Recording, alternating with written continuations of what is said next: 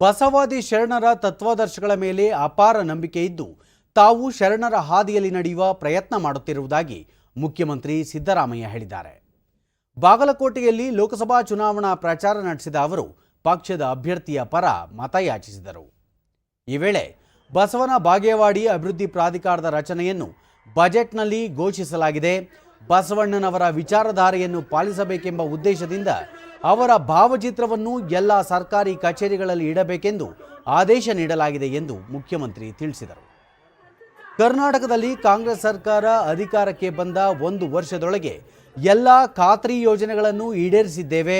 Guarantee ಯೋಜನೆಗಳು ಎಲ್ಲ ಜಾತಿ ಧರ್ಮದವರಿಗೆ ತಲುಪುತ್ತಿವೆ. ಶಕ್ತಿ ಯೋಜನೆ ಸೇರಿದಂತೆ ಎಲ್ಲ ಗ್ಯಾರಂಟಿಗಳಿಗೆ ರಾಜ್ಯದ ಮಹಿಳೆಯರಿಂದ ಹೆಚ್ಚಿನ ಪ್ರಶಂಸೆ ವ್ಯಕ್ತವಾಗುತ್ತಿದೆ ಎಂದರು.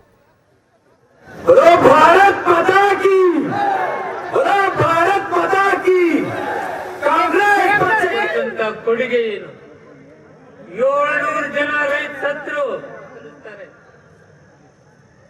ಕೋವಿಡ್ ಬಂದಾಗ ಉಪಮುಖ್ಯಮಂತ್ರಿ ಡಿಕೆ ಶಿವಕುಮಾರ್ ಜಿಲ್ಲೆಯಲ್ಲಿ ಸಮೀಕ್ಷೆ ನಡೆಸಿ ಶಾಸಕರೊಂದಿಗೆ ಸಮಾಲೋಚನೆ ನಡೆಸಿ ಪಕ್ಷದ ಅಭ್ಯರ್ಥಿಯನ್ನು ಆಯ್ಕೆ ಮಾಡಲಾಗಿದೆ. ಅವರ ಗೆಲುವಿಗೆ ಮತ ನೀಡಬೇಕೆಂದು ಮನವಿ ಮಾಡಿದರು.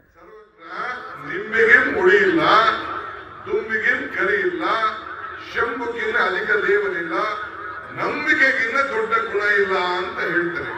ಹಂಗೆ ನಾನು ಸಿದ್ದರಾಮಯ್ಯನವರು ಮತ್ತು ನಮ್ಮ ಎಲ್ಲ ನಾಯಕರು ನಿಮ್ಮ ಮೇಲೆ ಅಪಾರವಾದಂತ ನಂಬಿಕೆ ಇಟ್ಟು 20 ವರ್ಷದಿಂದ ಒಬ್ಬ MP ಬಾಯಿ ತೆಗಿಲಿಲ್ಲ. ಒಂದು ಹೆಣ್ಣು ಮಗಳು ನಿಮ್ಮ ಪರವಾಗಿ ಪಾರ್ಲಿಮೆಂಟ್ ಅಲ್ಲಿ ಧ್ವನಿ ಎತ್ತಿ ಬಾಗಲಕೋಟೆ